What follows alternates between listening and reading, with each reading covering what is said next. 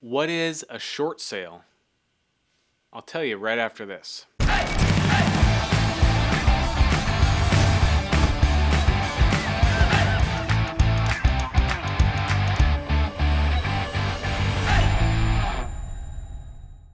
Okay, a short sale does not mean a quick sale. It has nothing to do with the length of time. A short sale refers to a transaction, a real estate transaction, where the proceeds of the sale do not pay off the liens that are on the home. Now, a homeowner or home seller might have one lien, they might have two liens, and by liens I'm referring to a mortgage. You could have a first mortgage, you could have a second mortgage, you could have a HELOC on the home. What's all the debt that is against the house? That's what we're referring to when we talk about liens.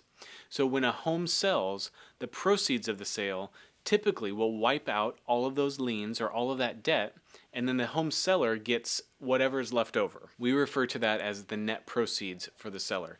After all's said and done and all of the liens are cleared out, how much money does the seller get? Well, in a short sale, the price that the home is selling for does not cover all of the debt that's on the home. So imagine that there's a $500,000 mortgage on the home, $500,000 worth of debt that needs to be wiped out with the sale of the home, but the home's only selling for $400,000. If that's the scenario, we have a problem because we only have $400,000 to work with and $500,000 worth of debt. Very simple math would say that's $100,000 of shortfall that we have, and that shortfall is where we get the term short sale. We are short of what the seller owes in helping them clear off all of their debt. Of course, the math gets a little bit more complicated because there's the cost of selling, which also has to be paid for with the net proceeds. But bottom line, whatever the house is selling for does not clear out all of the debt that the seller has on the home. In this short sale scenario, we need bank approval to accept the transaction and to accept the sales number. It's funny because short sales, despite their name, are actually long sales. The transaction for a short sale takes a lot longer to complete and to close than a regular transaction.